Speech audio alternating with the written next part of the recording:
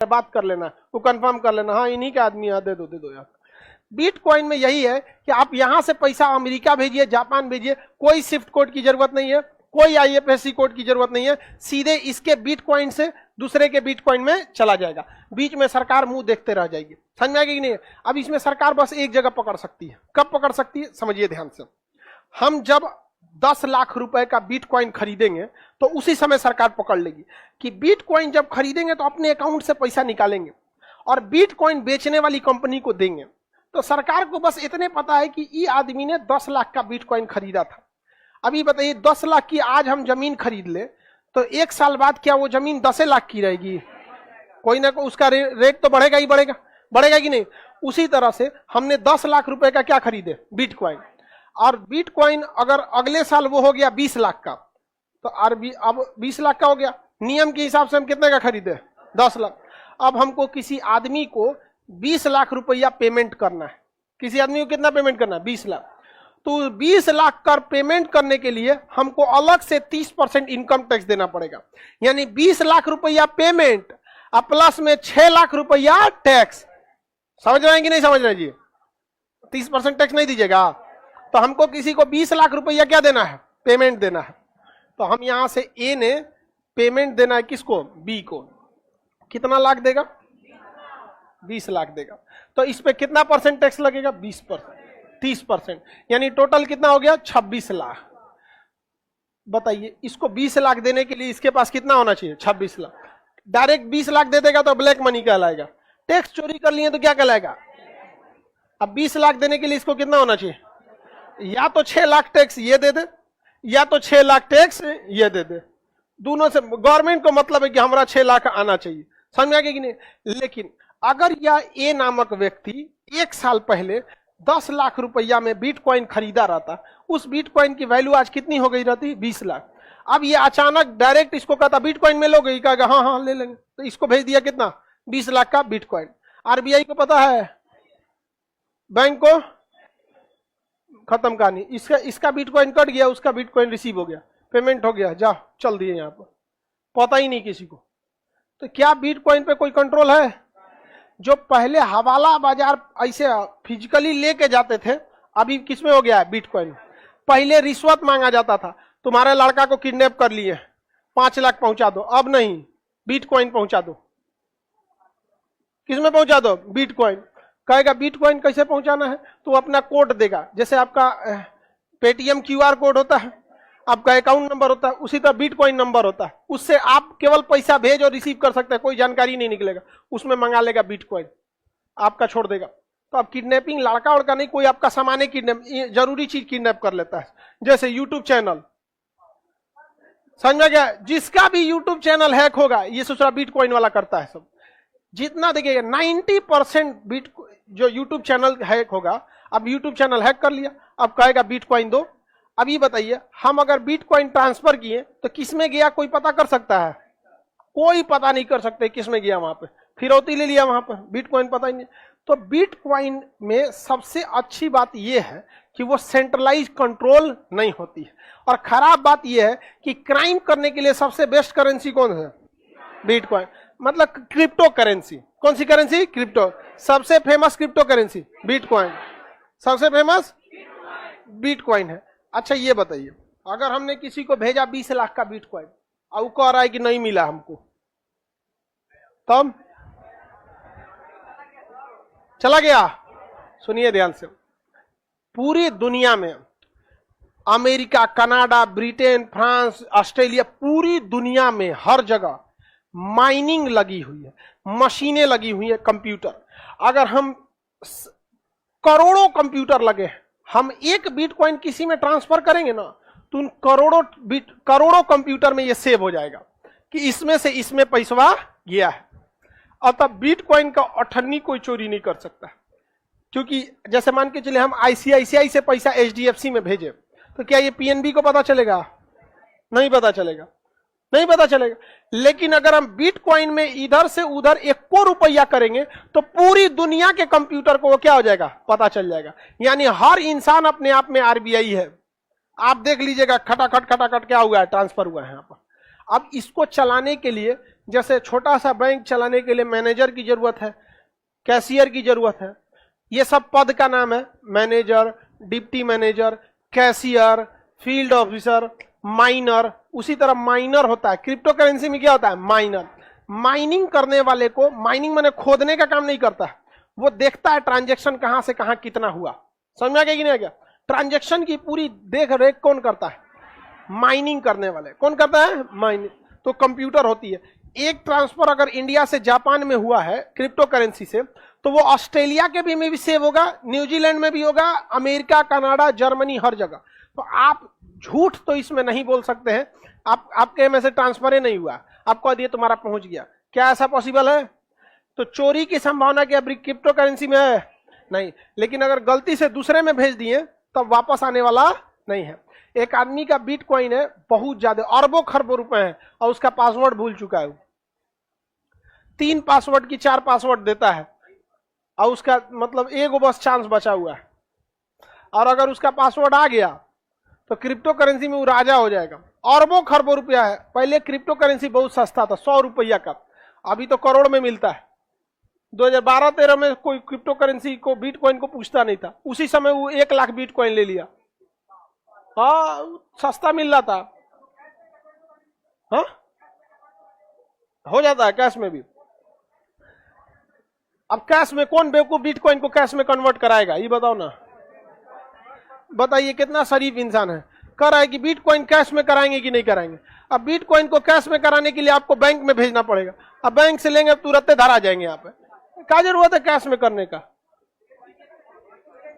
Use कैसे करेंगे? अरे यार, अजब आदमी है इंसान। अपना यूज का 10 से 20 हजार से ज्यादा आदमी अपने पे खर्चा नहीं करता है। खाना पीना कपड़ा ये अपने पैसा से खरीद लो। अब बाकी जो संपत्ति खरीदना है उसको बिटकॉइन से खरीदते रहो। कौन चीज तुम आलू खरीदेगा बिटकॉइन में? समझो बाबू, जो आदमी चेक साइन करता है, कभी सुने हैं किसी को कि आलू खरीदा तो चेक साइन कर रहा है? अपनी जरूरत की चीजों की चीजें आदमी कैश और ऐसे ले लेता है। चेक का यूज कब होता है? बड़ी चीजों के लिए। बिटकॉइन का यूज बड़ी चीज के लिए। कभी सुने हैं कोई कैश, चेक से कैश निकाल रहा है? बहुत कम में आदमी निकालता है। समझा नहीं? नहीं क्या कहना है कि जब दुनिया को पता चल जाएगा पैसा भेजा गया इसमें से इसमें, तो फिर सरकार को कैसे नहीं पता चलेगा? वो ये नहीं पता चलेगा कितना पैसा भेजा गया। कोड होता है, कोड, कि इस अकाउंट से इतना कोड का ट्रांसफर दूसरे अकाउंट में हुआ है। बाकी और कुछ पता नहीं चलता। जैसे आप स्विस बैंक में अकाउंट खुलवाइएगा ना, तो आपका नाम हम नहीं मिलेगा, आपका कोड मिलेगा। कोड इसीलिए ना पता नहीं चलता है किसका पैसा है। अब इंडिया के एक आदमी का कोड मिल गया था, लोटस। नाम क्या था कोड का? लोटस।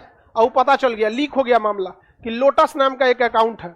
और ये 1985 की बात है, 84-85 का। विश्वनाथ प्रताप सिंह, वीपी सिंह उस समय प्रधानमंत्री के रेस में चल रहे थे और राजीव गांधी चुनाव जीत रहे थे। वीपी सिंह ने हल्ला कर दिया कि लोटस का मतलब क्या होता है? कमल। और राजीव का मतलब क्या होता है? कमल। समझ में आ गया कि नहीं आ गया? अब चुनाव है भाई, अब सही भी हो सकता है, गलत भी हो सकता है, लेकिन उस समय ये बहुत मामला पकड़ा हुआ था कि राजीव गांधी का ही पैसा रखा हुआ है उसमें, क्योंकि उसमें कोड क्या था? लोटस। और राजीव का भी मतलब क्या होता है? कमल। और लोटस का भी मतलब कमल।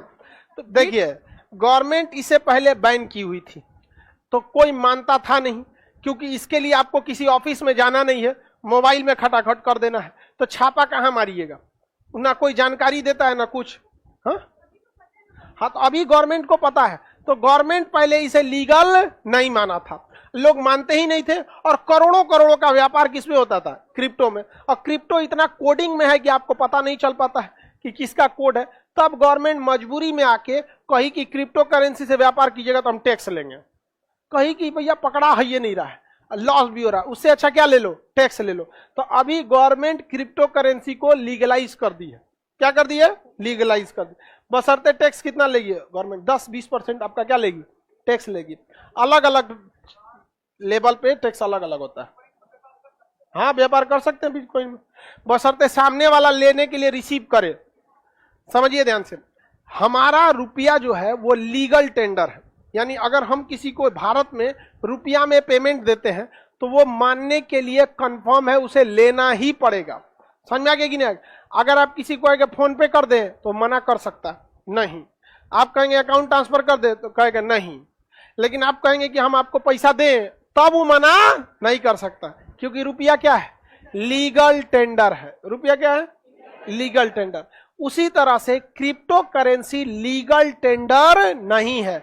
आप किसी को बिटकॉइन देना चाहते हैं, क्रिप्टो में देना चाहते हैं, दे सकते हैं, लेकिन सामने वाला रिसीव करने के लिए बाध्य नहीं है, बाध्य नहीं है। तो बताइए क्रिप्टो करेंसी को लीगल करके सही किया कि गलत है? सही किया, वो तो चोरी हो ही रहा था, पैसों जा रहा था वहां पर, समझ में आ गया कि ना आएगा? सेम जैसे बिहार में दारू वाला सिस्टम है, बिक रहा है, हालांकि पीने वाले की गलती है ये, नेपाल से भी आ जाता है ना। बताइए ध्यान से, बिटकॉइन का ट्रांजैक्शन क्या दिख सकता है? क्या बिटकॉइन के ट्रांजैक्शन की लेन देन का रिकॉर्ड कौन रखता है? माइनर। आप भी माइनिंग का काम कर सकते हैं कि नहीं? कर सकते हैं। माइनिंग के लिए बस आपको एक कोर्स लेना पड़ता है, उसमें जब सही से हो जाइएगा तो आप माइनिंग करने लगिएगा। अच्छा काम कीजिएगा तो इसमें ना सैलरी मिलने वाला है नहीं आपको, अच्छा काम कीजिएगा तो आपको अपने से बिटकॉइन मिलेगा, और नहीं कीजिएगा तो चुपचाप माइनिंग करते रहिए, कोई फायदा होने वाला नहीं है यहाँ पर। अगर हम रूस से, सपोज कीजिए रूस में 10 करोड़ रुपया भेजना चाहते हैं, तो ऐसे भेजेंगे तो पकड़ा जाएंगे कि नहीं? पकड़ा जाएंगे। एक काम करते हैं, तो 10 करोड़ हम बिटकॉइन भेज देंगे तो पकड़ाएंगे नहीं। लेकिन पहली बात ये बताइए कि हम 10 करोड़ का बिटकॉइन खरीदेंगे कैसे? समझिए ध्यान से। छोटे छोटे लोगों से, किसी से 1 लाख का, किसी से 2 लाख का, किसी से 5 लाख का बिटकॉइन खरीदवाएंगे, ताकि जिस पर गवर्नमेंट की नजर न पड़े, गवर्नमेंट की नजर न पड़े। एक के बार 10 करोड़ का खरीद लेंगे तो नजर पड़ जाएगा। अब 5-5 लाख करके आप 1000 आदमी से खरीदवा दीजिए, नजर नहीं पड़ेगा, तो उनसे खरीदवाएंगे। अब जैसे खरीदाएगा उतने भर गवर्नमेंट को क्या रहेगा, पता रहेगा। अब तो खरीदा गया, अब उन सब से कहां मंगा लेंगे? अपने पास। अपने पास मंगा लिए, हमारे पास बिटकॉइन 10 भेज दिए, कहां? रूस में। देखते रहो पुतिन। समझ में आ गया कि नहीं? अमेरिका वालों ने बैन लगा दिया था, किस पर? रूस पर, कि रूस पे कोई व्यापार नहीं करेगा, उसकी मुद्रा कोई नहीं लेगा, रूबल को। उसे जरा बिटकॉइन लेने लगा। क्या लेने लगा? बिटकॉइन। अमेरिका परेशान हो गया कि बिटकॉइन ही तो और खतरनाक है, इसको और प्रॉफिट होगा। रूस की अर्थव्यवस्था क्या गिर पाई? नहीं गिर पाई। तो क्या क्रिप्टो करेंसी सेंट्रलाइज है? बिटकॉइन खरीदेंगे कैसे? ऑनलाइन आप खरीद सकते हैं, लेकिन जहां ज्यादा खरीदेंगे आप पे सरकार नजर रख लेगी। उसका भी तरीका बताएं आपको। इधर उधर से खरीद के मंगा लीजिए अपने पे। आप मंगाने के बाद आप पे नजर रखना पॉसिबल नहीं है। फिर किसका है? माइनिंग वाइनिंग का काम होता है, पता सब चल जाएगा। देखिए बात समझिए, गवर्नमेंट को नहीं पता चल पाता। जैसे अब कोई आतंकवादी हथियार खरीद रहा है, अब उसको पता है कि हमको ये हथियार का पेमेंट देना है। अब वो हथियार का प्राइस कोई ऐसे तो बर्गर का प्राइस है नहीं कि खुलेआम बिकेगा। लीगल चीजों का ना प्राइस होता है, इलीगल का तो मुंह मांगा होता है। जैसे शराब जहां लीगल है वहां एमआरपी पे मिलता है। अब यार में जोन चीज मांगेगा देना पड़ेगा आपको। आपको न कोई एकदम पीने का एकदम अब मूड बना लिया है, उससे 500 ज्यादा भी मांगेंगे तो देगा। तो इलीगल चीजों का प्राइस नहीं होता।